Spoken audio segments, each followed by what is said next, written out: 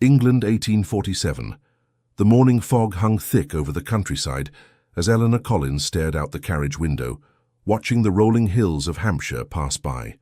At 26, she had never imagined she would be travelling to meet a new husband, especially not a duke, less than a year after burying her first. "We shall arrive at Ravenshollow Manor within the hour, Mrs. Collins," announced Mr. Blackwood, her late husband's solicitor and the architect of her current predicament. Eleanor clutched her reticule tighter. "And you are certain there is no other way?" "I fear not, madam. With your husband's debts and your family's inability to support you—" He trailed off, the implication clear.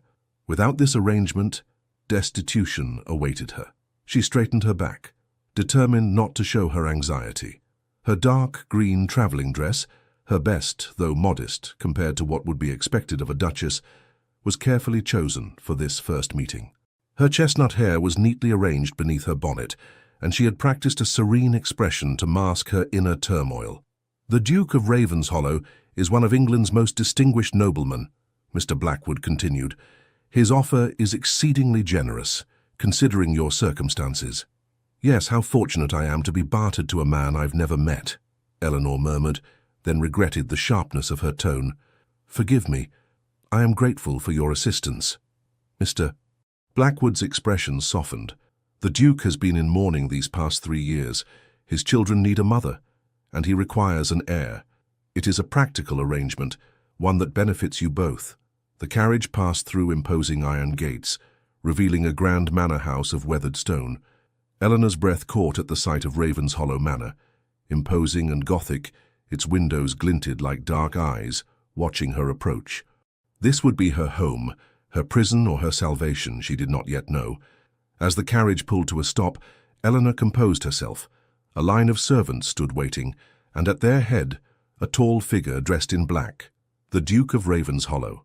Edmund Whittaker's stern countenance betrayed no emotion as he watched the carriage door open. At 35, his face already bore the hard lines of one who had known profound loss. His dark hair was shot with silver at the temples, and his penetrating grey eyes seemed to look through Eleanor rather than at her.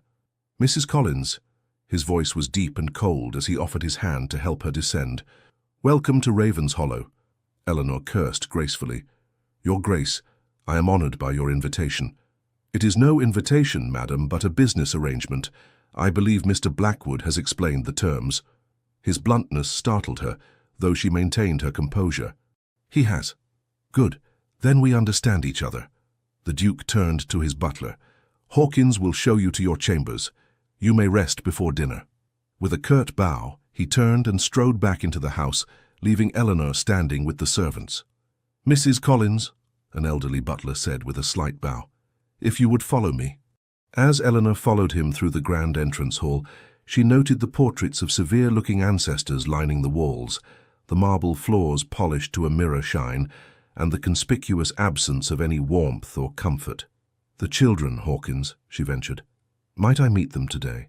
"Master William and Miss Charlotte usually take their evening meal in the nursery, madam," Hawkins replied. "The Duke prefers they maintain a strict schedule." "I see. And how old are they?" "Master William is 7 and Miss Charlotte has just turned 5. Eleanor's heart clenched, so young to have lost their mother. Do they know of my arrival?" "They have been informed that their father is remarrying, yes." His tone revealed nothing of their reaction. Her chambers were spacious but austere, with heavy draperies and dark furniture. A lady's maid was waiting to help her freshen up after the journey. "Martha will attend you during your stay," Hawkins explained. "Dinner is served at 7 precisely. The Duke does not tolerate tardiness." When the door closed behind him, Eleanor sank onto the edge of the bed, finally allowing her mask to slip. What had she agreed to? A marriage without love to a man who clearly resented her very presence. "Will there be anything else, ma'am?" Martha asked, a young woman with kind eyes that contrasted with the sombre atmosphere of the house. "No, thank you. I should like a moment alone." When Martha departed, Eleanor moved to the window. From here she could see the extensive gardens of Ravenshollow, beautifully maintained but somehow lacking life. In the distance, she spotted 2 small figures walking with a woman she presumed to be their governess, William and Charlotte. The children she was expected to mother, though their father had made it clear she would be nothing more than a convenient presence in their lives. "Courage, Eleanor," she whispered to herself. "You have survived loss before. You will survive this too." The dinner that evening was a stilted affair. The Duke sat at the head of the long table, Eleanor at the opposite end, a distance that seemed to symbolize the chasm between them. "I trust your accommodations are satisfactory," he said, after they had been served the first course. "Quite, Your Grace. Ravenshollow is magnificent. It has been in my family for 10 generations. His pride was evident, though his expression remained impassive. "Tomorrow we shall discuss the details of our arrangement more thoroughly. For now, you should know that I expect you to fulfill the duties of Duchess with propriety and dignity." Eleanor set down her soup spoon. "And what of your children, Your Grace? What are your expectations regarding them?" Something flickered in his eyes. Pain, perhaps, or anger. "My children have a governess and a nanny. Your role will be to provide a maternal presence when appropriate. They are still recovering from their mother's passing. As are you, it seems." The Duke's jaw tightened. "Let me be clear, Mrs. Collins. I have agreed to this marriage for 2 reasons. My children need a mother figure and I require an heir. Beyond that, I neither desire nor expect anything resembling affection between us. My heart is buried with my late wife, and it shall remain so." The bluntness of his declaration, though not unexpected, stung nonetheless. "You speak with remarkable candor, Your Grace. I prefer honesty to false pretenses. If these terms are unacceptable to you, say so now before the banns are read." Eleanor met his gaze unflinchingly. "I entered into this arrangement with full awareness of its nature. I have no romantic illusions about our union." "Excellent. Then we understand each other." He raised his wine glass slightly. "To a mutually beneficial arrangement." Eleanor raised her own glass, though she did not drink. "When shall we marry?" "A fortnight from today, a small private ceremony. There will be no celebration." "As you wish." The remainder of the meal passed in near silence. When the Duke finally excused himself to attend to business matters, Eleanor felt she could breathe again. She declined dessert and asked to be shown back to her chambers. As she prepared for bed, the enormity of her decision weighed upon her. Tomorrow she would meet the children, the true reason she had accepted this loveless arrangement. Perhaps with them, she might find some purpose in this cold, grand house. Sleep eluded her as rain began to patter against the windows. Ravenshollow creaked and sighed around her, a living entity with secrets hidden in its ancient walls. Somewhere in this vast manor were 2 children who had lost their mother and a man who had lost his heart. Eleanor had lost much too, her husband, her security, her independence. But unlike the Duke, she had not yet surrendered hope. "Perhaps," she whispered into the darkness, "there is still room for happiness within these walls." But even as she spoke the words, she wondered if they were merely wishful thinking. The following morning arrived with unexpected brightness, the rain having cleared to reveal a crisp autumn day. Eleanor woke early, determined to make a favorable impression on the children she would soon call her own. She selected a simple blue dress that complemented her eyes and asked Martha to arrange her hair in a softer style than was her usual custom. "You look lovely, ma'am," Martha said, as she secured the final pin. "If I might be so bold, the children will be taking breakfast in the small parlor this morning. The Duke thought it an appropriate time for your introduction." Eleanor's heart quickened. "Thank you, Martha. I hadn't been informed." "His Grace often makes decisions without much notice," Martha replied with a hint of disapproval in her tone. "If you please, ma'am, the children, they've had a difficult time. Miss Charlotte barely remembers her mother. But Master William—" She hesitated. "Please speak freely. Master William has been rather withdrawn since Lady Ravenshollow's passing. He's protective of his sister and wary of change." Eleanor nodded. "I understand. Thank you for telling me." The small parlor was bathed in morning light when Eleanor entered. 2 children sat at a round table, their backs straight and faces solemn.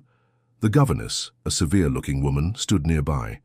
"Mrs. Collins," the governess acknowledged with a slight curtsy. "I am Miss Pemberton. Allow me to present Master William and Miss Charlotte Whittaker." William was a serious-looking boy, with his father's grey eyes and dark hair. Charlotte, fair-haired and delicate, regarded Eleanor with undisguised curiosity. "Children, this is Mrs. Collins," Miss Pemberton continued. "As you know, she will soon be married to your father." Eleanor smiled warmly. I'm very pleased to meet you both. William's expression remained guarded. Are you to be our new mother? The directness of his question caught Eleanor off guard. I would be honored to care for you, but I would never presume to replace your mother. Our mother is in heaven, Charlotte announced, her small voice matter of fact. Father says we must not forget her. And you must not, Eleanor agreed, taking a seat at the table. She will always be your mother. Perhaps in time you might think of me as a friend. Miss Pemberton cleared her throat. The children must complete their breakfast before their lessons, Mrs. Collins. Of course, may I join them? The governess seemed surprised by the request, but nodded stiffly. Eleanor spread a napkin across her lap and accepted a cup of tea from a footman. What lessons do you have today? Arithmetic and geography, William answered reluctantly. And I am learning my letters, Charlotte added with a touch of pride. How wonderful! I was always fond of geography myself, Eleanor said. Perhaps sometime you might show me what you're learning. William studied her suspiciously. Father says you lived in London. Is that true?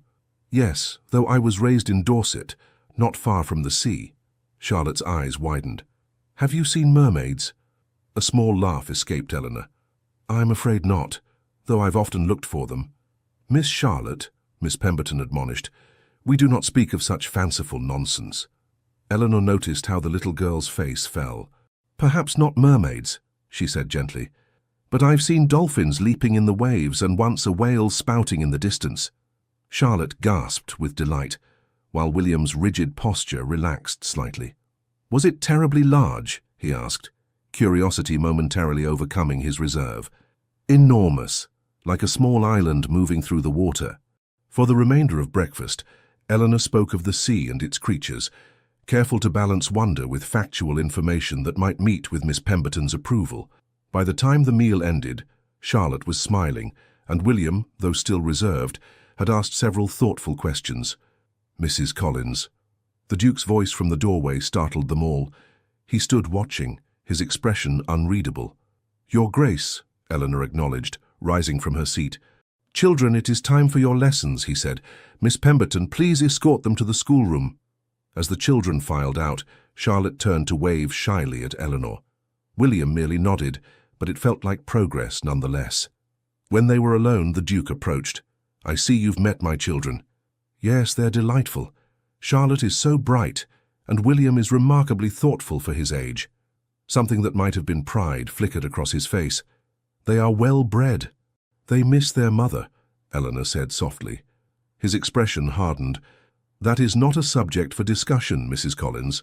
Forgive me, but if I am to care for them, you are to provide a feminine presence and ensure they learn proper social graces. Their emotional welfare is not your concern. Eleanor felt a flash of indignation. With respect, Your Grace, if I am to be their stepmother, their emotional welfare must be my concern. The Duke regarded her with surprise, clearly unaccustomed to being challenged. You speak boldly for someone in your position. I speak as someone who cares for children's well-being. Surely we can agree on that at least. After a long moment, he inclined his head slightly. You may spend time with them when their lessons permit. Miss Pemberton will inform you of appropriate occasions. It was a small victory, but Eleanor would take it. Thank you. Now, if you would accompany me to the library, we have matters to discuss regarding our marriage contract.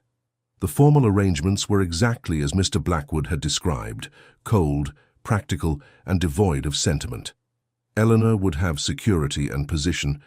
The Duke would have a proper mistress for his household and the possibility of an heir. The ceremony would be performed by special license in the private chapel at Ravenshollow, with only essential witnesses present. You understand that while you will bear the title of Duchess, many aspects of the household will remain under my direct control, the Duke stated as he signed the documents. I understand my place, Your Grace, Eleanor replied, signing her own name with a steady hand. Good. I have business in London for the next several days. We shall marry upon my return. Eleanor looked up in surprise. You're leaving? The estate does not run itself, Mrs. Collins. Miss Pemberton will continue to oversee the children. Mrs. Winters, the housekeeper, will acquaint you with the household routines. And with that, he was gone, leaving Eleanor to navigate her new surroundings alone. The following days established a pattern. Eleanor would breakfast with the children, then spend the morning learning the extensive workings of Raven's Hollow from the efficient Mrs. Winters. In the afternoons, she would take tea in the nursery, gradually earning Charlotte's trust and chipping away at William's reserve. On the third day, she discovered the library contained a magnificent atlas. That evening, she brought it to the nursery for William's inspection. "This shows the whale migration routes," she explained, pointing to markings on the ocean expanse. "They travel thousands of miles each year." William's eyes widened with genuine interest. "Father never showed me this." "Perhaps he was saving it until you were older," Eleanor suggested. "But I think you're quite capable of understanding it now." From the corner where she played with her dolls, Charlotte called, "Tell us about the mermaids again." Miss Pemberton, who had been darning by the fire, pursed her lips but said nothing. "Instead," Eleanor suggested, "shall I tell you about the fishermen I knew in Dorset? They had the most extraordinary tales of the sea, all true ones." As the days passed, small changes occurred. Charlotte began to seek Eleanor out, bringing her drawings and whispering secrets.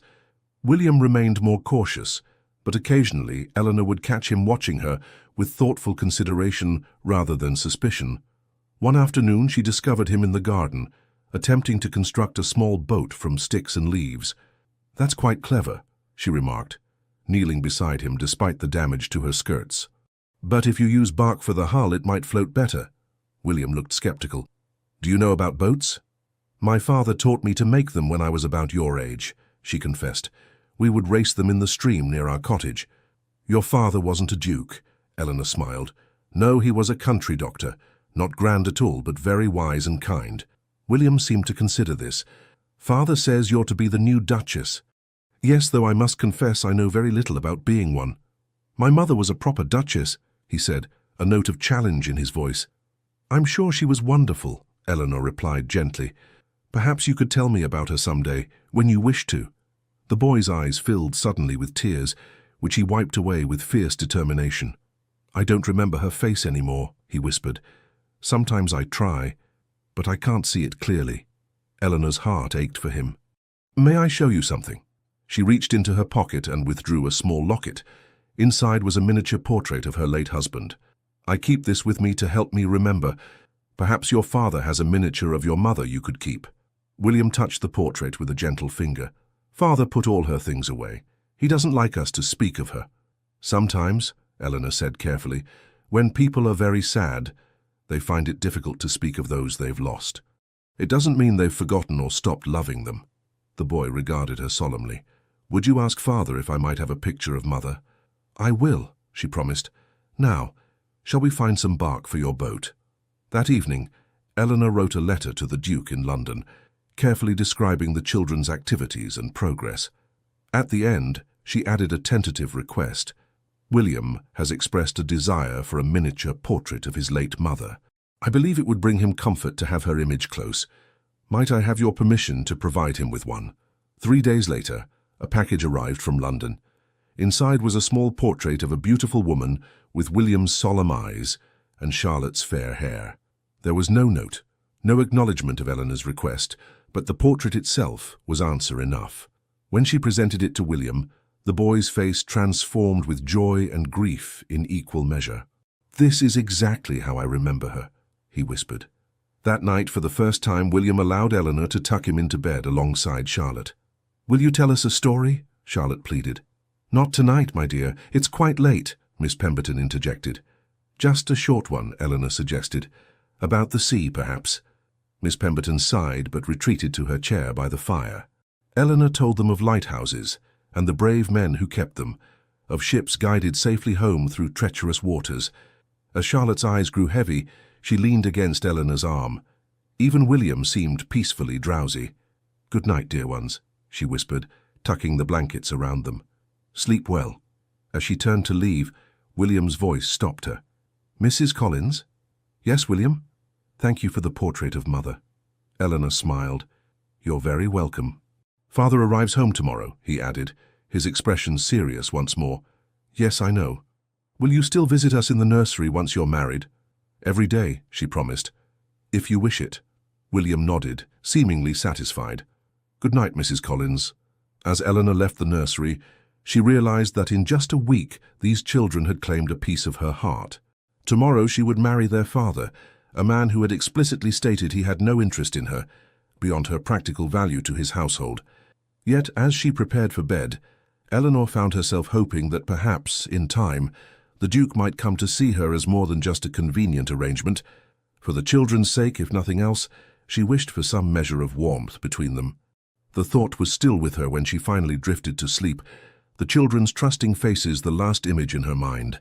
The day of the wedding dawned cold and clear, with frost etching delicate patterns on the window panes of Ravenshollow.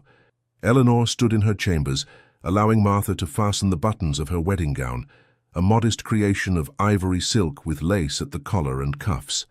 Her hair was arranged simply, adorned only with a small spray of white roses. "You look beautiful, Ma'am," Martha said, stepping back to survey her work. "Thank you." Eleanor's voice was steady, though her hands trembled slightly as she adjusted her lace gloves. A soft knock at the door revealed Mrs. Winters, the housekeeper. Her usually stern expression softened slightly. "The Duke has returned, madam. The ceremony will begin in half an hour. I shall be ready." When the door closed, Eleanor moved to the window, gazing out at the frost-covered gardens. Was she making a terrible mistake? The children had begun to warm to her, yes, but their father remained as cold and distant as the winter landscape before her. "Eleanor Collins," she whispered to her reflection, "you made your choice. For better or worse, this is your path now." The chapel at Ravenshollow was a small stone building nestled within the estate's grounds. As Eleanor approached on the arm of Mr. Blackwood, she saw only a handful of people gathered inside. The Duke's solicitor, Mrs. Winters, Hawkins the butler and the vicar waiting at the altar. And there stood Edmund Whittaker, Duke of Ravenshollow, his tall figure imposing in formal attire. His expression was inscrutable as she walked toward him. The ceremony was brief and perfunctory. They exchanged the necessary vows, their voices echoing in the near-empty chapel. When the Duke placed the ring on her finger, a simple gold band rather than the elaborate family heirloom she might have expected, his touch was impersonal, as if completing a business transaction. "I now pronounce you man and wife," the vicar declared, his words hanging in the air between them. There was no kiss, merely a formal bow from the Duke before he offered his arm to lead her from the chapel. "Your Grace," the vicar called after them, "the registry requires your signatures." They returned to sign the book, Eleanor's new name, Eleanor Whittaker, Duchess of Ravenshollow, appearing foreign to her eyes as she wrote it for the first time. Outside, to her surprise, the children waited with Miss Pemberton. Charlotte immediately ran forward, a small bouquet of hothouse flowers clutched in her hand. "These are for you," she announced, presenting them proudly. "William helped me pick them." Deeply touched, Eleanor knelt to accept the gift. "They're beautiful. Thank you both." William hung back, watching cautiously. "Does this mean we should call you Mother now?" Eleanor glanced up at the Duke, whose jaw had tightened at the question. "You may call me Eleanor," she said gently, "or whatever feels comfortable to you." "Come, children," Miss Pemberton interrupted. "Her Grace will want to rest after the ceremony." "Actually," Eleanor said, rising to her feet, "I would be delighted if the children would join us for luncheon." She looked to the Duke. "If that meets with your approval, of course." After a moment's hesitation, he nodded. "Very well, Miss Pemberton, please prepare the children." As they walked back to the main house, the Duke maintained a careful distance between them. "I trust your accommodations have been satisfactory during my absence," he said formally. "Yes, thank you. Everyone has been most kind." "And the children? Mrs. Winters informs me you've spent considerable time with them." Eleanor detected a note of something in his voice. Disapproval, curiosity. "They're wonderful children, Your Grace. Charlotte is so imaginative, and William has such a keen mind. William has been difficult since his mother's death. Miss Pemberton reports he has been more engaged this past week. He misses her greatly," Eleanor said carefully. "Thank you for sending the portrait. It meant the world to him." The Duke's step faltered slightly. It was a reasonable request. Luncheon was a stilted affair, though the children's presence provided some relief from the tension. Charlotte chattered happily about the flowers she had chosen, while William observed the adults with his characteristic thoughtfulness. "Will there be cake?" Charlotte asked suddenly. "Mother always said weddings should have cake." A painful silence fell over the table. The Duke's knuckles whitened around his fork. "Charlotte," Miss Pemberton admonished, "that is quite enough." Eleanor intervened gently. "There is no cake today, but perhaps we might ask cook to prepare something special for dessert." The Duke set down his utensils with a decisive click. "Children, you are excused. Miss Pemberton, please take them back to the nursery." When they had gone, he turned to Eleanor, his expression cold. "I would appreciate it if you would not make promises to my children without consulting me first." "It was merely a suggestion about dessert," Eleanor replied, trying to keep her voice even. "It begins with dessert and ends with them growing attached, expecting things I cannot provide." "You mean affection?" His eyes flashed. "I mean false hopes. They have already lost one mother. I will not have them believing in fairy tales about happy families." Eleanor set down her napkin. "With respect, Your Grace, they are children. They deserve whatever happiness we can give them. They deserve stability and structure, not emotional indulgence." "And why must those things be mutually exclusive?" Eleanor challenged. "Why can they not have both security and love?" The Duke stood abruptly. "Because love is transient, Your Grace. It deceives and then it destroys. I will not build my children's future on such a fragile foundation." With that, he strode from the room, leaving Eleanor alone at the vast dining table on her wedding day. The weeks that followed established a rhythm to their unusual marriage. Eleanor gradually took over management of the household, proving herself both capable and efficient. The Duke retreated to his study for most of the day, emerging only for dinner, where conversation remained painfully formal. At night they retired to separate chambers. The Duke had made it clear that while he expected an heir eventually, he was not yet prepared to fulfill that aspect of their arrangement. Eleanor found her joy in the hours spent with the children. Under her gentle guidance, Charlotte blossomed, her natural exuberance finding appropriate outlets. William remained more reserved, but increasingly sought Eleanor's company, particularly in the library where they would pore over maps and natural history volumes together. One evening, as winter tightened its grip on Ravenshollow, Eleanor was reading to the children in the nursery when the door opened unexpectedly to reveal the Duke. "Father!" Charlotte exclaimed, jumping up to greet him. "Good evening, Charlotte." He patted her head awkwardly. "William!" The boy nodded solemnly. "Father, I apologize for the interruption," the Duke said, his gaze moving to Eleanor. "I was not aware you were here." "We were just reading about explorers," William volunteered. "Eleanor knows about Captain Cook's voyages." The Duke's eyebrow raised at the familiar use of her name, but he made no comment. "Indeed. My father was interested in exploration," Eleanor explained. "He had several books on the subject." "May Father join us?" Charlotte asked, tugging at the Duke's coat. Eleanor saw him stiffen, clearly uncomfortable. "I'm sure your father has important matters to attend to." "Actually," the Duke said, surprising them all, "I believe I can spare a few minutes." He lowered himself stiffly into a chair, his tall frame incongruous among the nursery furniture. Charlotte immediately climbed onto his lap, while William sat nearby watching carefully. "Please continue," the Duke said to Eleanor.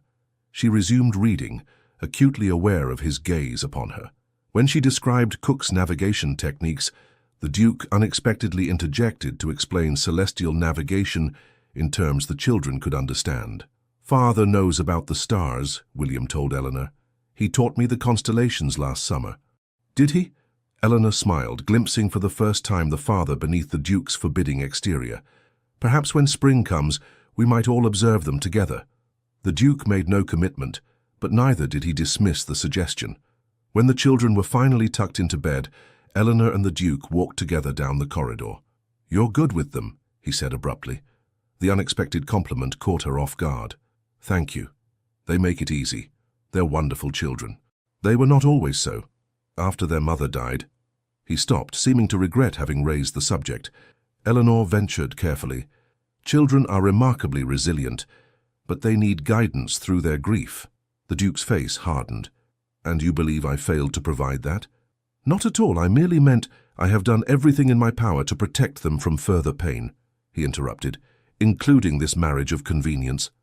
Eleanor met his gaze steadily. "And yet you deny them the comfort of speaking about their mother, of remembering her openly." "You overstep, Your Grace."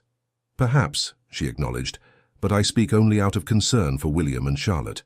They had reached the door to her chambers. The Duke stood rigidly, internal conflict evident in the tightness of his jaw. "My wife, my first wife, was everything to them," he said finally. "To me. When she died, something in this house died with her. I cannot resurrect it, nor would I try. I would never presume to replace her," Eleanor said gently, "but perhaps in time we might build something new, for the children's sake."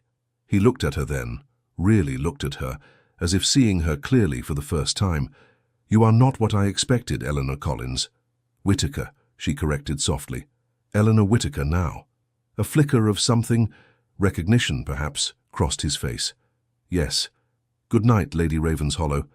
Good night, Your Grace." As winter deepened, subtle changes appeared at Ravenshollow. The Duke began to join them occasionally for tea in the afternoon. He would listen as Eleanor read to the children, sometimes adding his own knowledge to the stories. Once, to everyone's astonishment, he brought a wooden toy ship he had carved for William. "It's not very good," he said gruffly, "but after hearing about your interest in exploration—" William's face had lit up with joy. "Did you make this, Father? Truly?" "I did, though it's been many years since I attempted such craftsmanship." "It's magnificent," the boy declared, examining every detail. Eleanor had caught the Duke's eye over William's head, sharing a moment of quiet understanding that felt like the first true connection between them. Yet for every step forward, there seemed to be a retreat. The Duke remained fiercely private, rebuffing any attempt to discuss his late wife or his own feelings. His moments of warmth were invariably followed by periods of withdrawal. Christmas approached, bringing with it the question of traditions and celebrations. Eleanor found herself facing resistance from the Duke when she suggested decorating the Great Hall. "Ravenshollow has not celebrated Christmas since my wife's passing," he informed her coldly. "The children receive gifts, of course, but there are no festivities." "But surely some observance would bring them joy," Eleanor pressed. "Not extravagant, just some greenery, perhaps, a Yule log. My decision is final." Eleanor might have accepted his verdict had she not later overheard Charlotte asking William if Father Christmas would find them this year. "Don't be silly," William replied, with the world-weary wisdom of his 8 years. "Father doesn't permit Christmas at Ravenshollow, not since Mother died." The sadness in his voice spurred Eleanor to action. That evening she knocked on the door of the Duke's study, a liberty she had rarely taken before. "Enter," came his voice. She found him at his desk, surrounded by estate ledgers. "Forgive the interruption, Your Grace." "What is it?" He did not look up from his work. "I wish to discuss Christmas arrangements." His pen paused. "I believe I made my position clear." "You did," Eleanor acknowledged, closing the door behind her. "But I must speak on behalf of the children." Now he did look up, a warning in his eyes. "My children." "Our children," she corrected gently, "at least in the eyes of society and the law. And they deserve a Christmas." "They have never complained." "Because they dare not," Eleanor interrupted. "They have learned to suppress their desires rather than risk your disapproval." The Duke rose to his feet, anger evident in the set of his shoulders. "You presume too much about matters you do not understand." "Then help me understand," she challenged. "Why deny them something as simple as Christmas decorations? What possible harm could it do?" "It was my wife's favorite holiday," he said, his voice suddenly raw with emotion. "She transformed Ravenshollow each December. Every garland, every candle was placed by her hand. The children would help her decorate the tree, and she would—" He stopped, turning away. "I cannot bear to see pale imitations of her traditions." Eleanor's anger softened as understanding dawned. "You're not protecting the children from pain," she said quietly. "You're protecting yourself." His shoulders stiffened. "You know nothing of my pain." "I know what it is to lose someone you love," she replied. "My husband was not a grand man like yourself, but he was kind and good. And when he died, I thought the world had ended." She moved closer, though she did not touch him. "But the world continues, Your Grace. And so must we." The Duke turned, his expression a battlefield of emotion. "Do you think I don't know that? Every morning I wake and remember she is gone. Every night I retire alone with that same knowledge. Yet I rise, I manage the estate. I ensure my children's future. I continue." "Existing is not living," Eleanor said gently, "and neither is punishing yourself by denying joy, not only to yourself but to William and Charlotte." He studied her face as if searching for something. You truly care for them, don't you? I do, very much. After a long moment he sighed, his rigid posture softening slightly. What would you propose? Something modest. It was a small victory, but a significant one. Thank you, Your Grace. Edmund, he said unexpectedly, when we are alone you might call me Edmund. Eleanor felt a flutter of something warm in her chest. Thank you, Edmund. The Christmas preparations brought a new energy to Ravens Hollow. Under Eleanor's direction, the servants hung simple evergreen garlands in the main hall. A Yule log was selected and prepared with traditional herbs. Eleanor herself crafted small gifts for the children and staff, working late into the night on her creations. To her surprise, the Duke, Edmund, did not retreat from these activities, but began to participate in small ways. He approved the placement of candles in the windows, a tradition from his own childhood. He instructed the groundskeeper to cut the finest spruce for the Great Hall, where a modest tree would be decorated. On Christmas Eve, the four of them gathered to adorn the tree. Charlotte, beside herself with excitement, carefully placed glass ornaments on the lower branches. William, more reserved but clearly pleased, helped his father with the higher decorations. Eleanor watched them together, father and son working side by side, and felt a profound sense of rightness.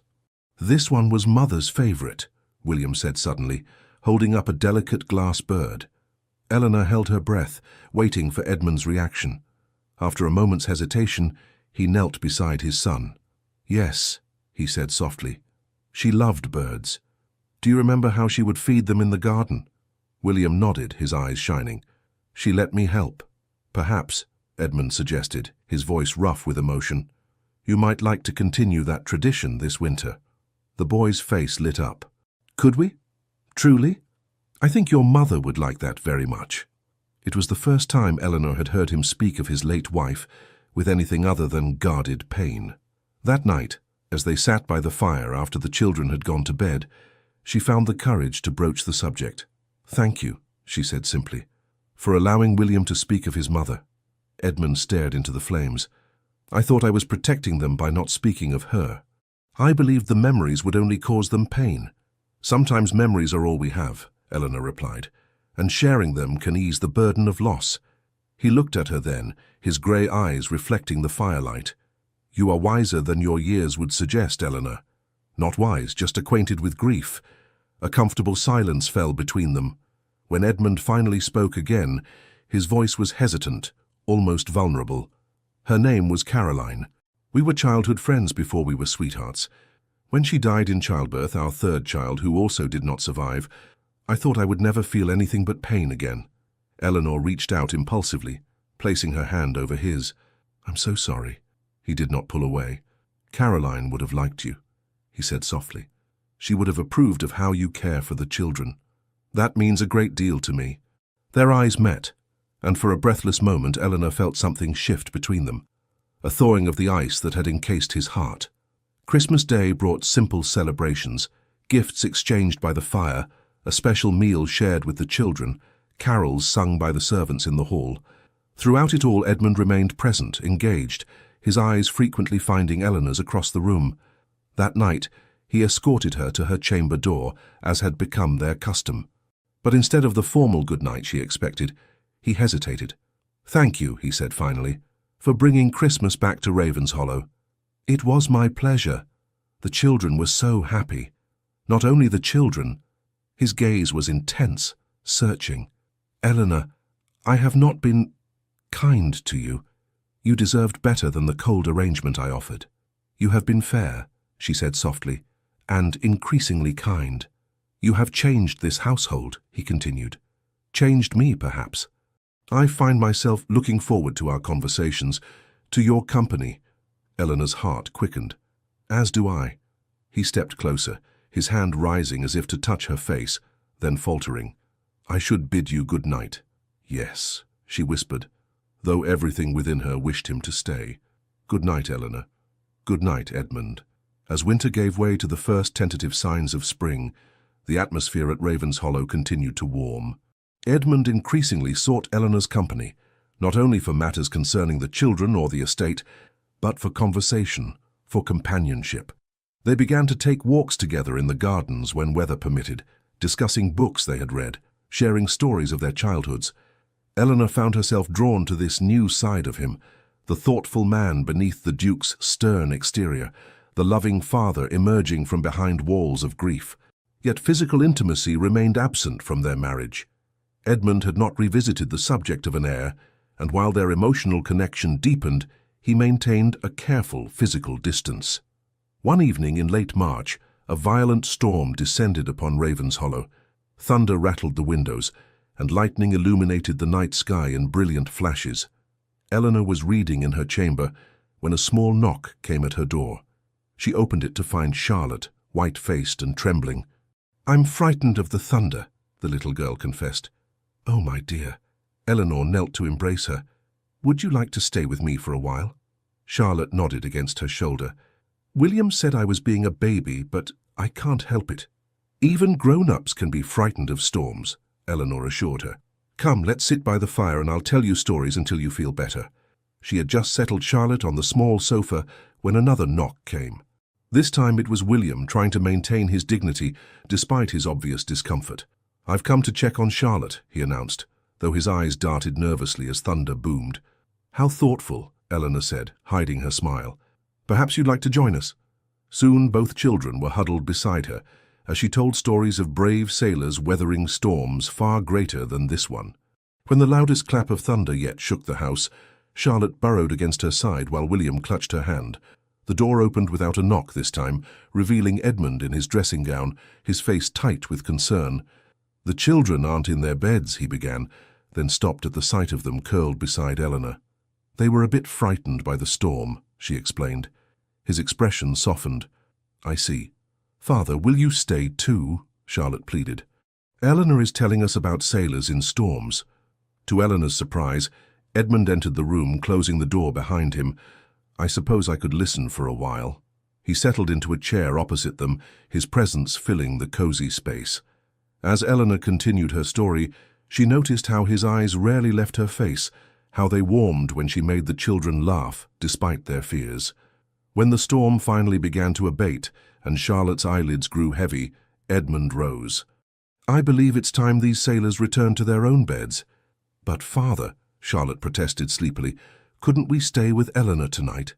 Edmund glanced at Eleanor, a question in his eyes. "I don't mind," she said softly. "Please, Father," William added unexpectedly, "just for tonight." After a moment's consideration, Edmund nodded. "Very well, but just this once." Eleanor helped settle the children in her large bed, tucking the blankets around them. As she straightened, she found Edmund watching from the doorway, his expression unreadable. "Thank you," he said quietly when she joined him, "for comforting them." "They're dear to me," she replied simply. His gaze was intense, searching. "You've become essential to them. He hesitated. "To Ravenshollow." Eleanor felt the weight of unspoken words between them. "I'm glad to be of service." "It's more than service, Eleanor. You must know that." Before she could respond, Charlotte called sleepily from the bed. "Eleanor, aren't you coming?" "In a moment, dear," she called back, then turned to Edmund. "I should—" "Yes, of course."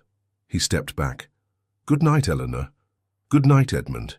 As she settled beside the children, Eleanor's mind whirled with possibilities. Had she imagined the longing in his eyes? Was it possible that this marriage of convenience was becoming something more? In the days that followed, Edmund seemed both drawn to her and troubled by that attraction. He sought her company, yet maintained a careful emotional distance. Eleanor, uncertain of his feelings and unwilling to risk the fragile peace they had established, followed his lead. Then came the evening that changed everything. Eleanor had been working with Mrs. Winters on household accounts when a message arrived from the village schoolmaster. A family had fallen ill, and the children needed temporary care. Without hesitation, Eleanor ordered the carriage prepared. "Your Grace," Mrs. Winters protested, "surely the village authorities can manage this matter. 3 children with no one to care for them?" Eleanor shook her head. "I cannot ignore such need when it is within my power to help." By the time Edmund returned from inspecting the tenant farms, Eleanor had installed the 3 Campbell children, aged 3, 5, and 7, in a guest chamber under Martha's watchful eye. The village doctor had assured her their illness was not contagious, merely the result of poor nutrition and cold conditions. "What is the meaning of this?" Edmund demanded when he discovered the situation. "You've brought strangers into our home without consultation." "They needed immediate help," Eleanor explained. "Their mother is in the infirmary, and their father was injured in the mill accident last month. There are proper channels for such charity." "They are children, Edmund," she interrupted, "not charity cases. Would you have had me leave them alone and afraid?" His expression darkened. "You overstep your authority." "Then I apologize," she said, though her tone held no regret. "But I would do the same again." To her surprise, William appeared in the doorway behind his father. "Are they very ill?" he asked anxiously. Eleanor softened. "No, dear, just tired and hungry. They'll be fine with proper care." Might I visit them?" the boy asked hesitantly. "I could bring them some of my books, perhaps." Edmund stared at his son in astonishment. William, who rarely showed interest in others, who guarded his possessions zealously, was offering to share with strangers. "That's very kind, William," Eleanor said warmly. "I'm sure they would appreciate it." The boy looked to his father for permission. After a long moment, Edmund nodded. "You may visit them tomorrow if the doctor approves." When William had gone, Edmund turned back to Eleanor. His expression conflicted. "You've changed him. Changed them both." "Children learn by example," she said simply. "They have good hearts." "As do you." His voice had softened. "Your compassion, it reminds me of—" "Caroline?" Eleanor suggested gently. He nodded. "She would have done exactly as you did today." Over the next week, the Campbell children became temporary members of the household. To everyone's surprise, William and Charlotte took them under their wing, sharing toys and stories. Edmund, initially resistant, found himself drawn into their games, his natural reserve melting in the face of childish enthusiasm. Eleanor watched in quiet joy as the man she had married gradually emerged from behind the Duke's formal facade. He laughed more freely, spoke more openly, even joined in an impromptu game of hide-and-seek that left Hawkins scandalized and the children delighted. One evening, as they sat together in the library after the children had gone to bed, Edmund regarded her with thoughtful eyes. "You've given William and Charlotte something I could not," he said quietly. "What do you mean?" "Joy. The courage to open their hearts." He set aside his book. "I thought I was protecting them by teaching them restraint, but you've shown me they need more than that to truly live." Eleanor felt a rush of emotion at his words. "They need you, Edmund. Your love, your wisdom.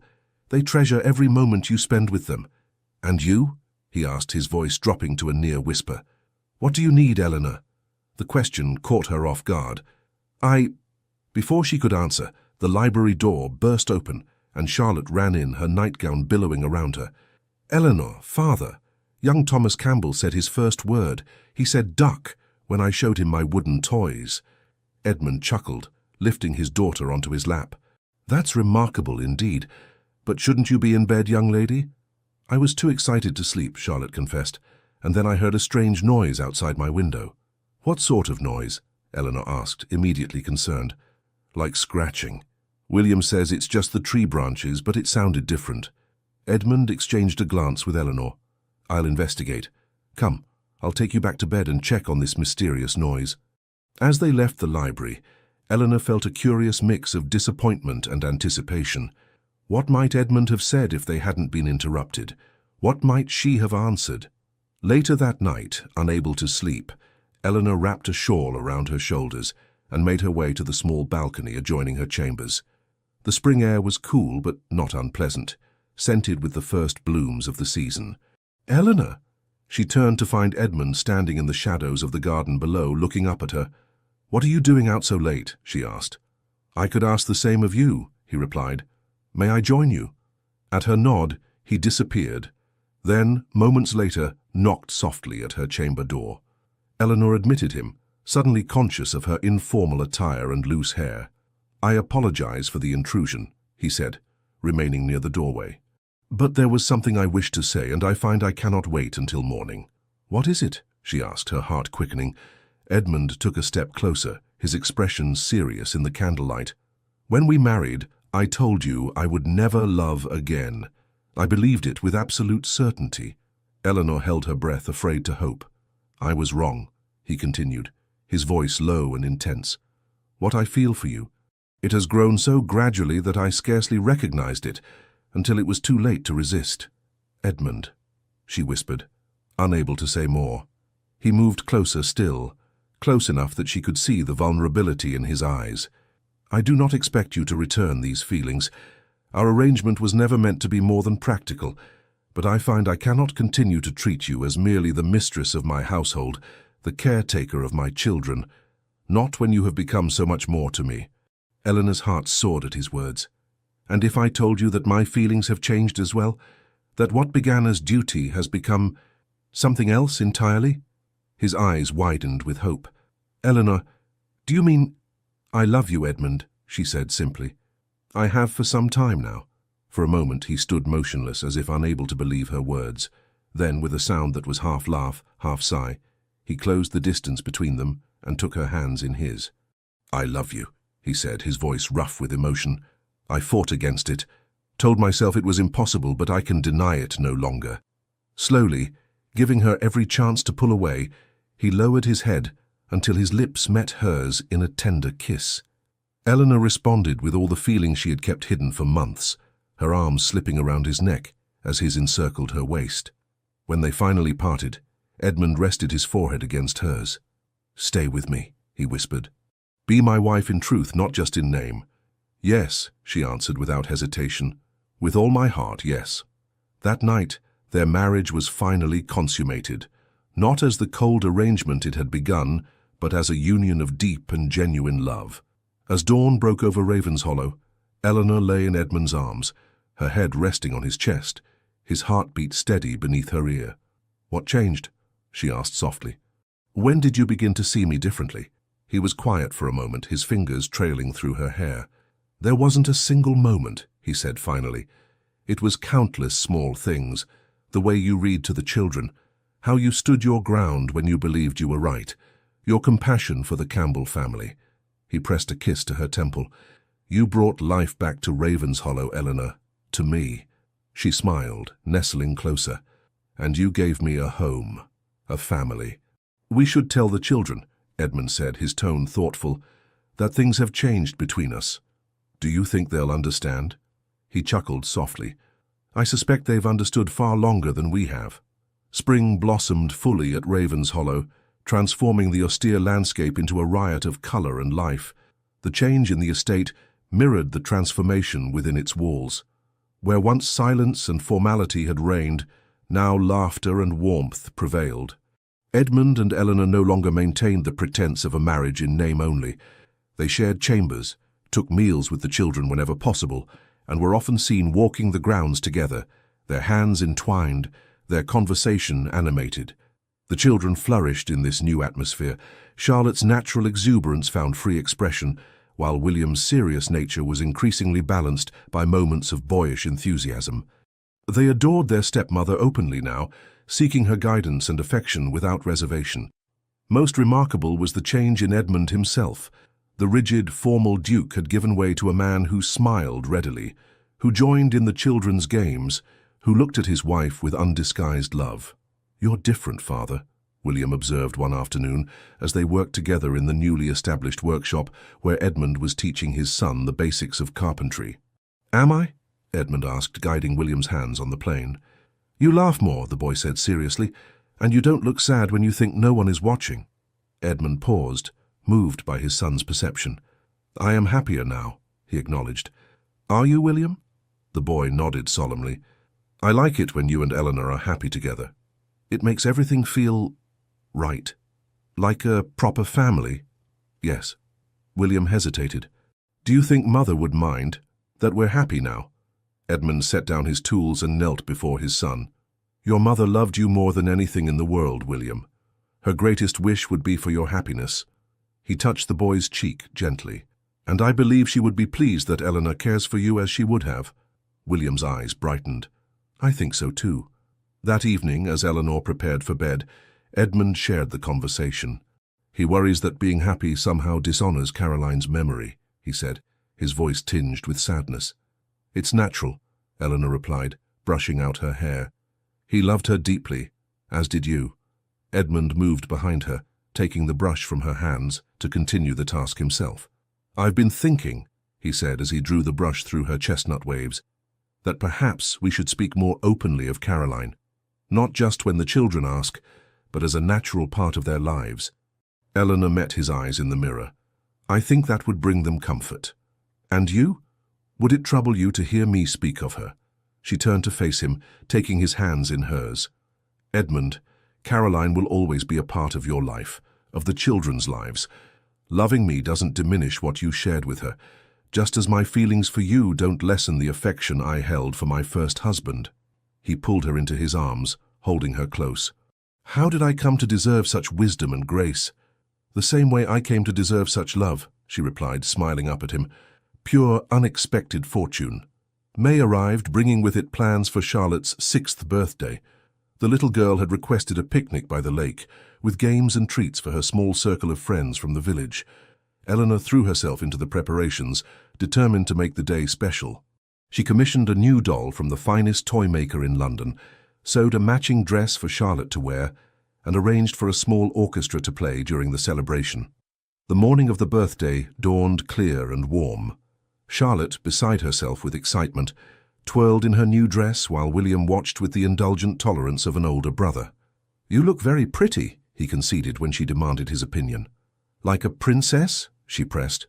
"Like a very nice Charlotte," he replied diplomatically. Eleanor laughed, adjusting the ribbon in the little girl's hair. "You both look wonderful. Now, shall we see if your father is ready?" They found Edmund in his study, completing some urgent correspondence before the day's festivities. He looked up as they entered, his face lighting with pleasure at the sight of them. "My, what elegant company," he declared, setting aside his pen. "Especially the birthday girl." Charlotte performed an exaggerated curtsy, then rushed to hug him. "Is it time for the picnic yet, Father?" "Nearly," he assured her. "I've just one more letter to sign, and then I'm entirely at your disposal for the day." "Promise?" she asked seriously. "You have my word as a duke," he replied with equal gravity, though his eyes twinkled. The picnic was a tremendous success.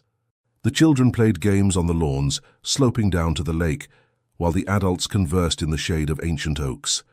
Eleanor, watching Edmund join in a game of blind man's buff, felt her heart swell with love for this man who had transformed from the cold, forbidding duke into a doting father and husband. Later, as Charlotte opened her gifts surrounded by admiring friends, William appeared at Eleanor's side. "She's very happy," he observed. "Yes, she is," Eleanor agreed.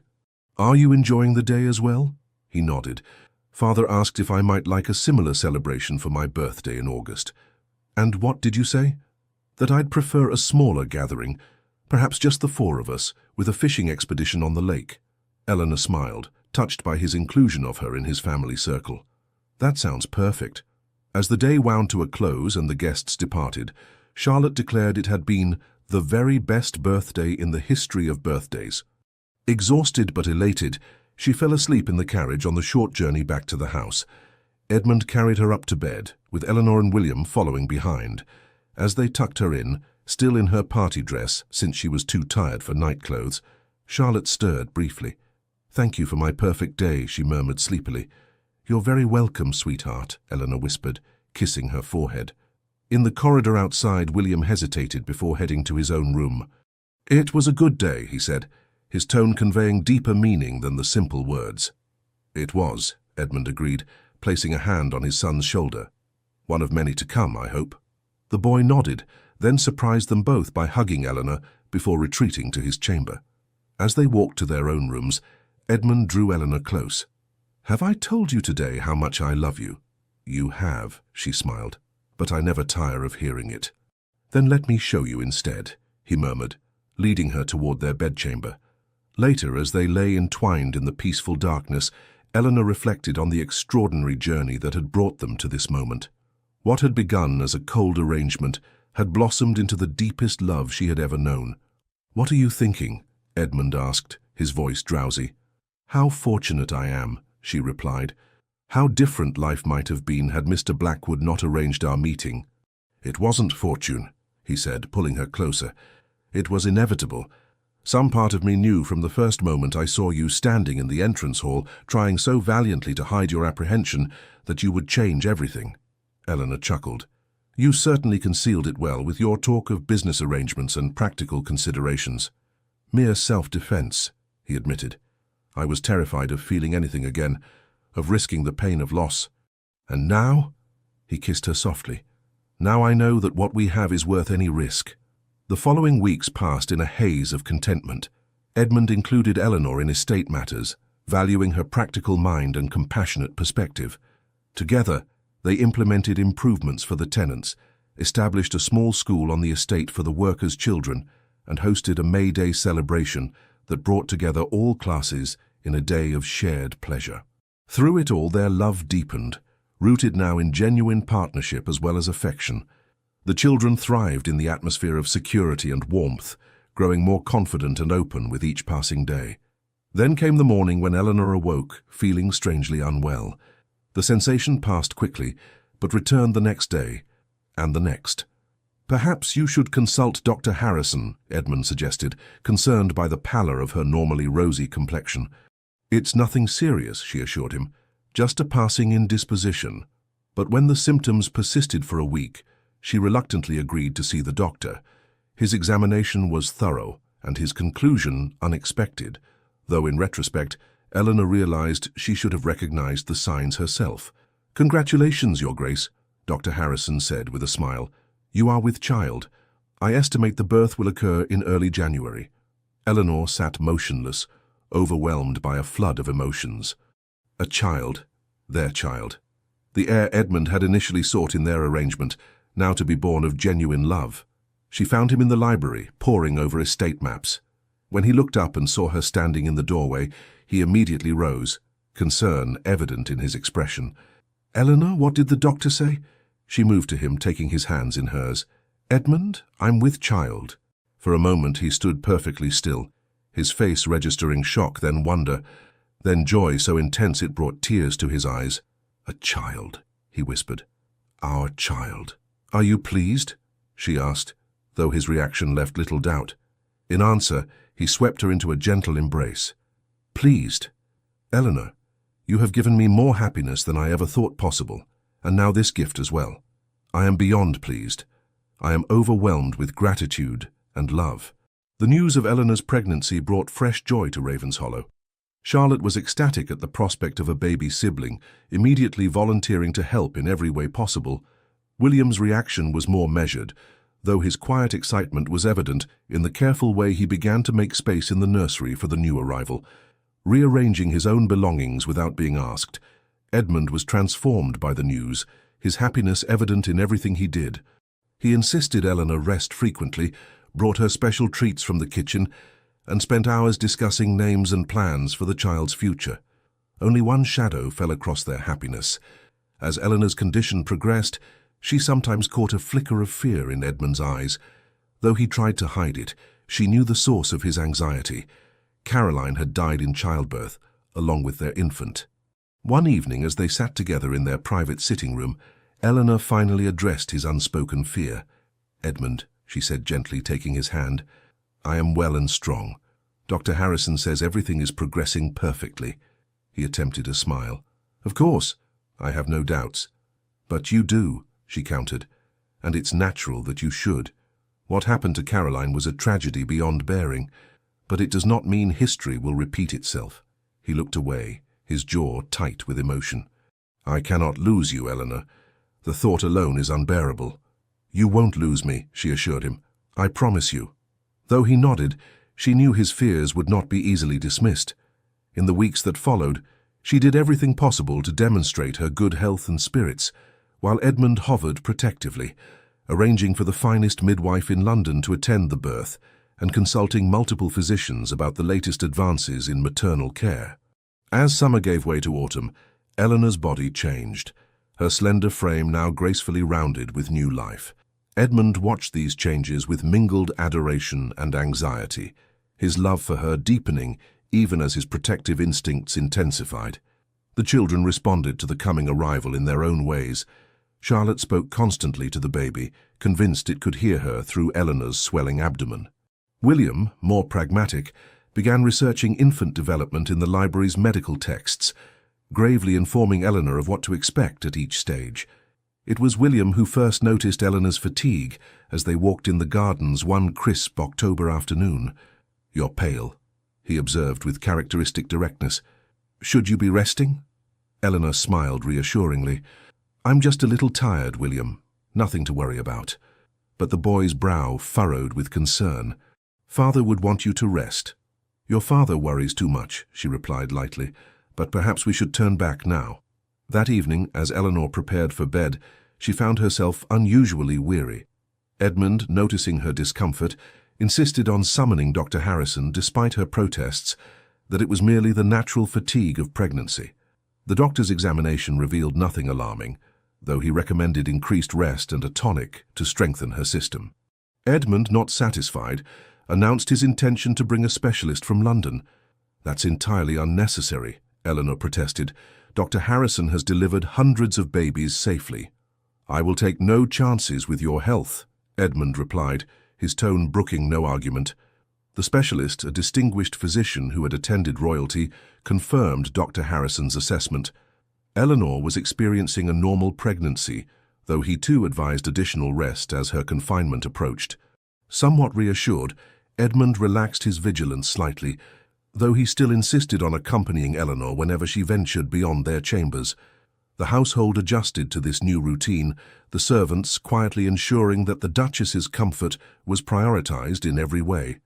November brought the first snow, transforming Ravenshollow into a winter wonderland that delighted Charlotte and prompted William to design an elaborate snow fort. Eleanor watched from the window as Edmund joined the children in their play, his deep laugh carrying across the frosty air. "Your father seems happy," she remarked to William when he came in later, cheeks flushed with cold. "He is," the boy agreed, accepting the hot chocolate Martha had prepared. "He says you've brought the sun back to Ravenshollow." Eleanor smiled, touched by the poetic sentiment so at odds with Edmund's usual practical nature. "Did he really say that?" William nodded solemnly. "To Charlotte and me. He said we must always remember how fortunate we are to have you." That night, as Edmund read aloud to her from a new novel, Eleanor felt the baby move vigorously. "Oh!" she exclaimed, placing a hand on her rounded belly. Edmund immediately set aside the book. "What is it? Are you unwell?" "No, no," she laughed, taking his hand and placing it where the child kicked. "Feel. The baby is dancing." His expression transformed with wonder as he felt the strong movements beneath his palm. "That's remarkable," he whispered.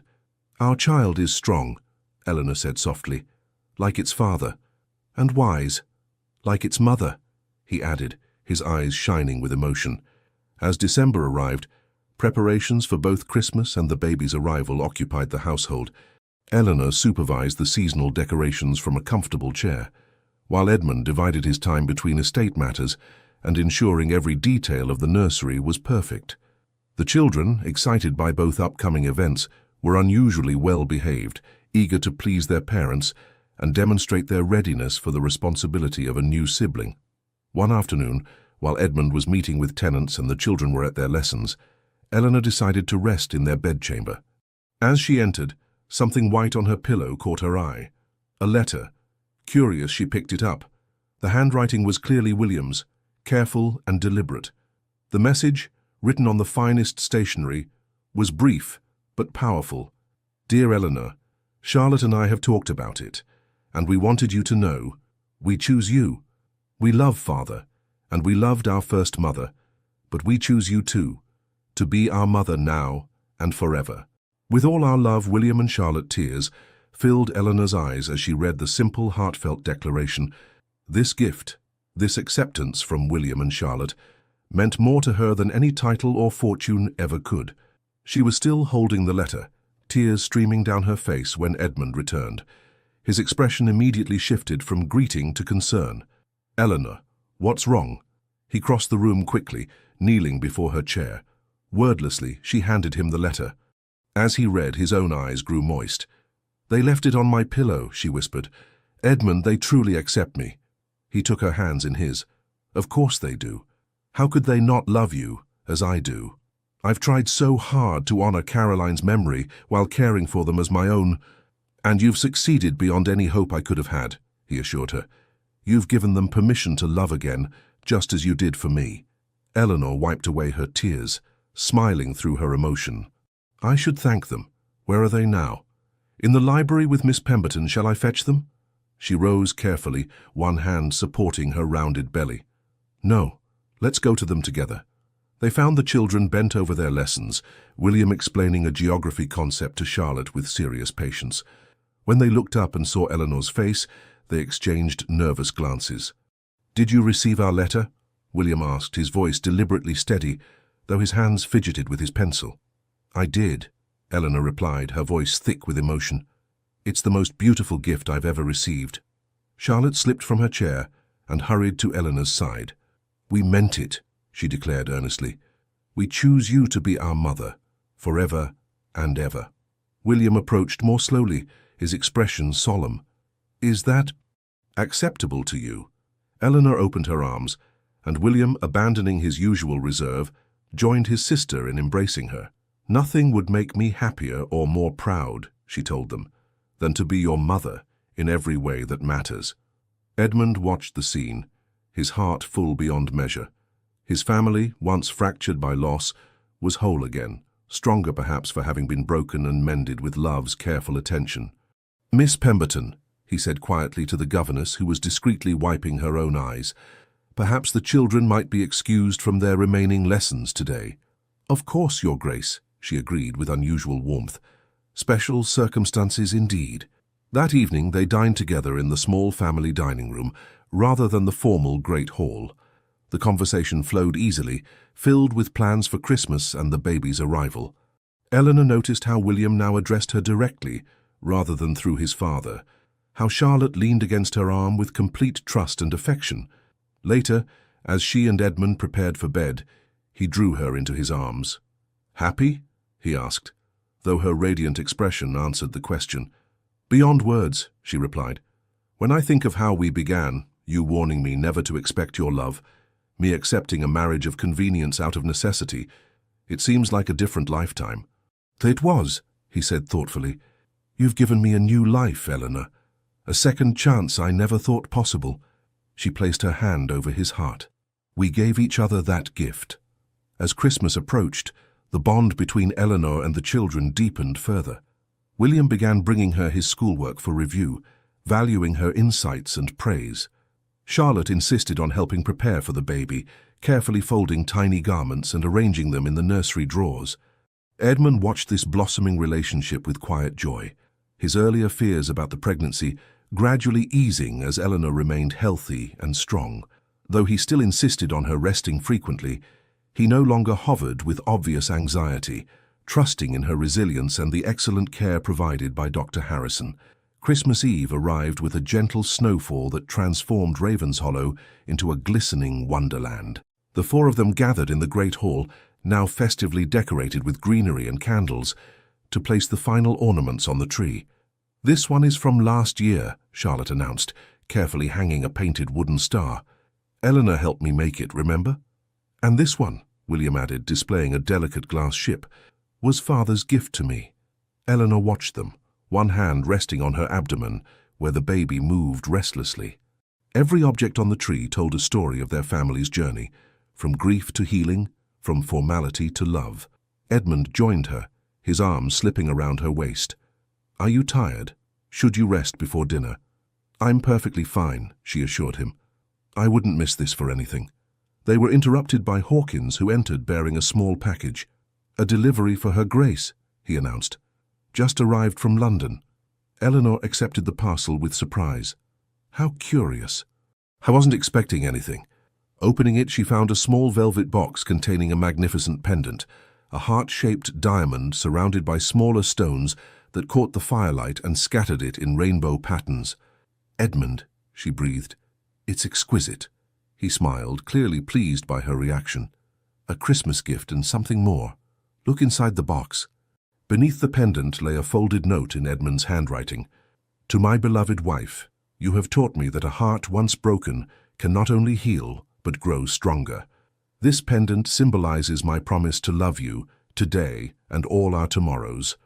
With eternal devotion, Edmund, oh Edmund, she whispered, tears threatening again. It's beautiful. He took the pendant from its box and fastened it around her neck. Not nearly as beautiful as you. Christmas Day dawned bright and clear. The morning was spent exchanging gifts by the fire, the children's excitement filling the house with joyous noise. Edmund presented William with a finely crafted telescope, while Charlotte received an elaborate dollhouse that Edmund had secretly commissioned months before. The children had prepared gifts as well. Charlotte had embroidered handkerchiefs for both her parents, the stitches uneven but made with evident care. William had written and illustrated a small book of poems, serious, thoughtful verses that revealed his sensitive nature, usually hidden beneath his reserved exterior. For Edmund and Eleanor, it was a day of profound gratitude. As they watched the children play with their new treasures, Edmund leaned close to whisper, "Did you ever imagine such happiness was possible?" "I hoped," she replied softly, "but the reality exceeds all my dreams." That night, after the children had gone to bed, still chattering about the day's events, Eleanor and Edmund sat together before the fire in their private sitting room. The baby was particularly active, prompting Eleanor to laugh as a particularly vigorous kick made her jump slightly. "I believe our child will be quite athletic," she remarked, guiding Edmund's hand to feel the movement. "Or perhaps musical," he suggested with a smile, "like its mother." Eleanor was about to reply when a sharp pain caught her by surprise. She gasped, her hand tightening around Edmund's. "Eleanor!" Alarm sharpened his voice. "What is it?" "I'm not sure," she began, but another pain interrupted her words. "Oh!" Edmund was immediately on his feet. "I'll send for Dr. Harrison." "Wait," she said, trying to remain calm. "It may be nothing. False pains are common in the later months." But another contraction, stronger than the first, made her reconsider. Perhaps the doctor would be wise after all. Edmund rang for a servant with such urgency that Hawkins appeared within moments, still in his evening attire. "Fetch Dr. Harrison immediately," Edmund ordered. "Tell him the Duchess may be in labor." "Yes, Your Grace." The butler departed swiftly, recognizing the seriousness of the situation.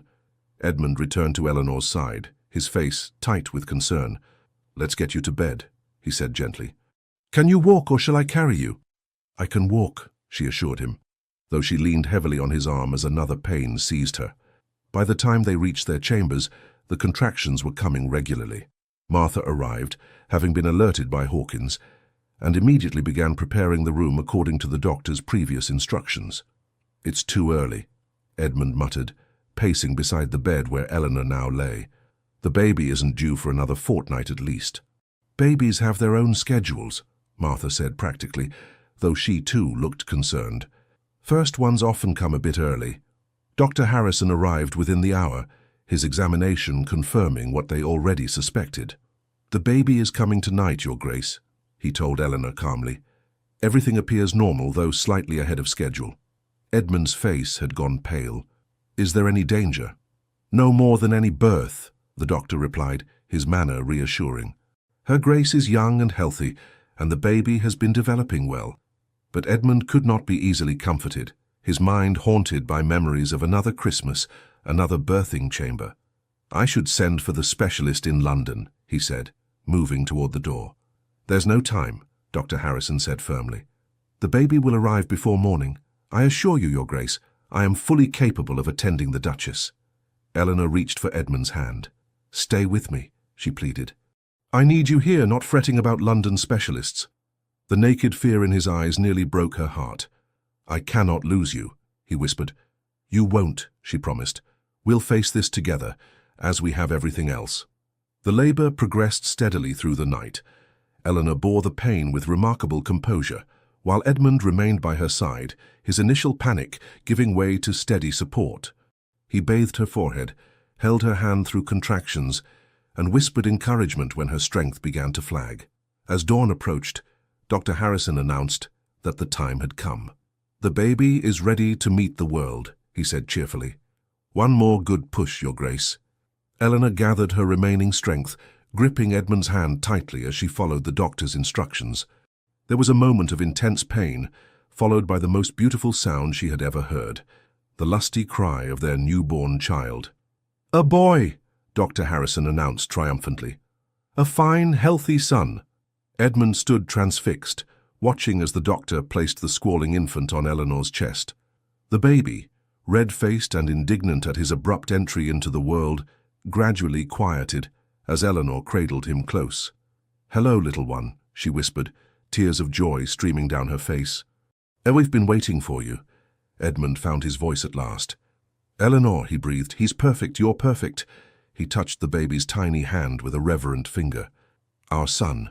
After the doctor had completed his examination of both mother and child, pronouncing them excellently well, and Martha had helped clean and settle them, Edmund was finally able to hold his son. "He has your eyes," Eleanor observed drowsily from the bed, exhaustion claiming her now that the ordeal was over. "And your chin," Edmund replied, studying the infant's face with wonder. "What shall we name him?" They had discussed various possibilities over the past months, but had not settled on a final choice. Now, looking at their son's solemn expression, so like William's, Eleanor knew. "James," she said softly. "After your father." Edmund's eyes filled with tears. "James," he repeated. "James Whittaker." A gentle knock at the door preceded William's anxious face peering into the room. "Father, is Eleanor—" "Come in," Edmund called softly. "There's someone you should meet." William entered cautiously, followed by Charlotte, who was practically bouncing with excitement despite the early hour. They approached the bed where Eleanor lay, their eyes wide at the sight of the tiny bundle in their father's arms. "Children," Edmund said, his voice thick with emotion, "this is your brother, James." William stared at the baby with fascination. "He's very small." "But he'll grow," Eleanor assured him. "Just as you did." Charlotte clambered onto the bed, mindful of Eleanor's comfort. "Can I touch him?" "Gently," Edmund cautioned, bringing James closer for the children to see. "Hello, James," Charlotte whispered, stroking the baby's cheek with a feather-light touch.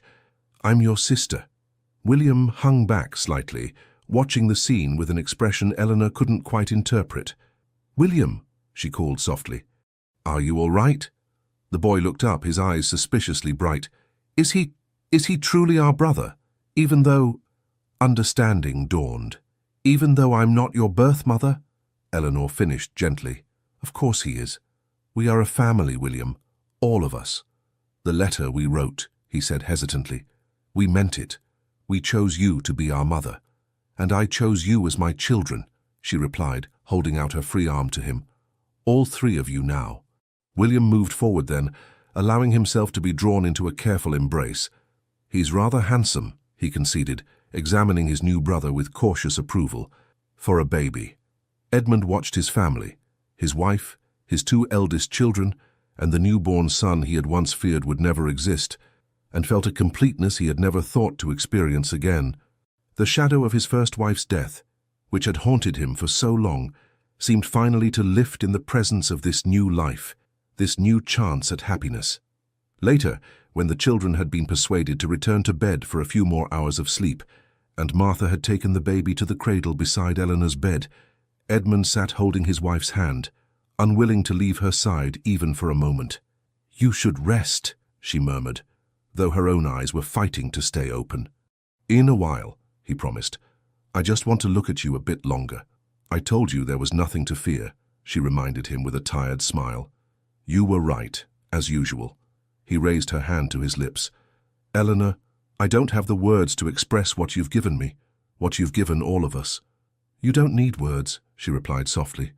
"I see it in your eyes, in how you are with the children, in everything you do." He leaned forward to kiss her gently. "Rest now, my love. I'll be here when you wake." As Eleanor drifted into peaceful sleep, Edmund moved to the cradle where his son slumbered. The baby's tiny chest rose and fell with each breath, his perfect fingers curled into small fists. "Welcome to Raven's Hollow, James," Edmund whispered. "Welcome to our family." In the days that followed, the house adjusted to its newest member. The children were endlessly fascinated by the baby, with William assuming a serious protective role, and Charlotte appointing herself assistant nursemaid. Eleanor recovered swiftly, her natural vigor reasserting itself. Within a week, she was able to join the family for meals, carrying James proudly for all to admire. Edmund watched over them all with a newfound serenity. The fear that had gripped him throughout Eleanor's pregnancy had finally released its hold, allowing him to embrace the joy of their expanded family without reservation.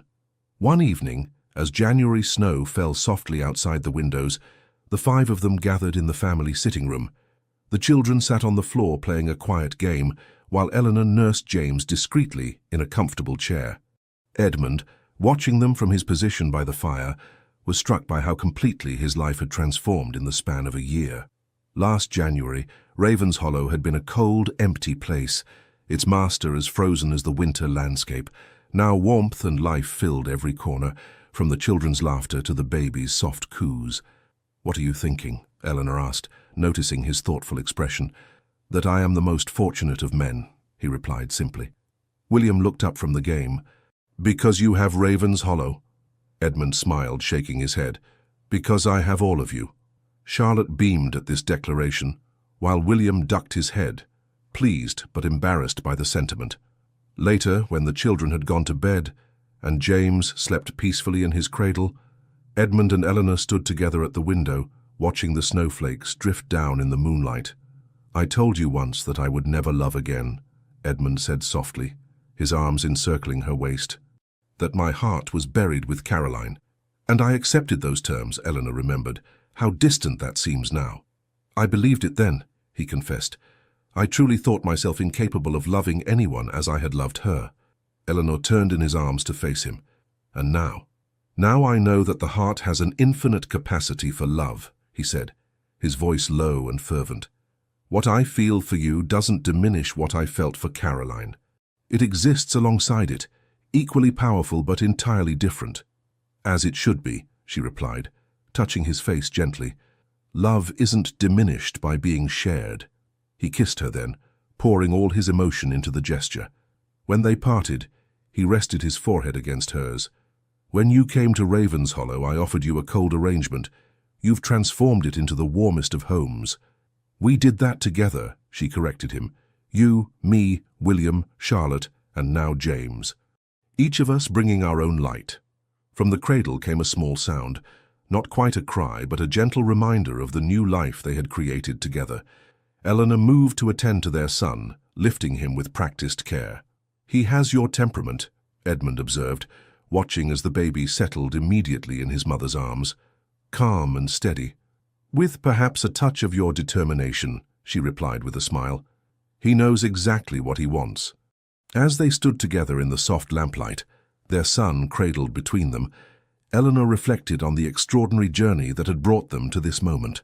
What had begun as necessity, a practical arrangement between strangers, had blossomed into the deepest love, creating a family bound not by obligation but by choice.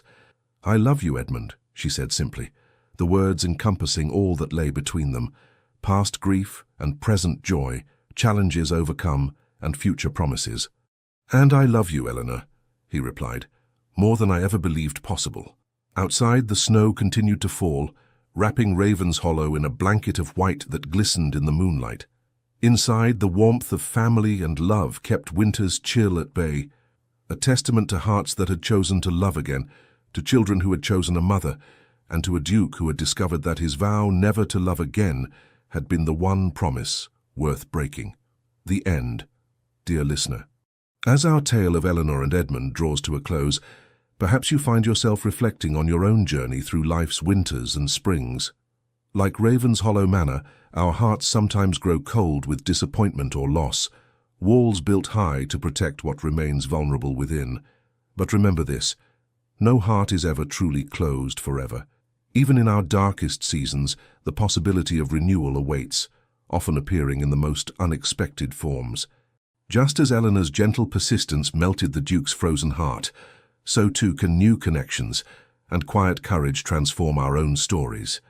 Life seldom unfolds as we expect. The arrangements we make for practical survival can, with patience and openness, blossom into the very fulfillment we had ceased to believe possible. The children's simple letter, "We choose you," reminds us of a profound truth. Love is always, at its core, a choice we make, day after day. When you face your own challenges, when doubts whisper that happiness belongs to others but not to you, Remember Eleanor's quiet determination. Remember how Edmund learned that protecting oneself from pain also shields us from joy. Remember that families form not only through blood, but through the deliberate choice to care for one another. As you rest tonight, know that your story continues to unfold. Yesterday's sorrows need not determine tomorrow's possibilities. Like the frost that eventually yields to spring, your winter too will pass. Until then, may you find peace in the knowledge that second chances await, that healing comes in its own time, and that your heart, like the Duke's, holds more capacity for love than you might yet recognize. Sleep well, dream sweetly, and awaken renewed to write the next chapter of your own remarkable story. With deepest gratitude, Legends of the Fall. Thank you for staying with us until the very end of this story. From the bottom of our hearts, we ask you to subscribe, like, comment, and share this video, so we can continue to feel inspired to tell new tales full of love, redemption, and life-changing twists. Your support means everything. It's what keeps this channel alive. And don't go just yet. At the end of this video, another story suggestion from our channel will appear. Click and be surprised by more emotional journeys like this one.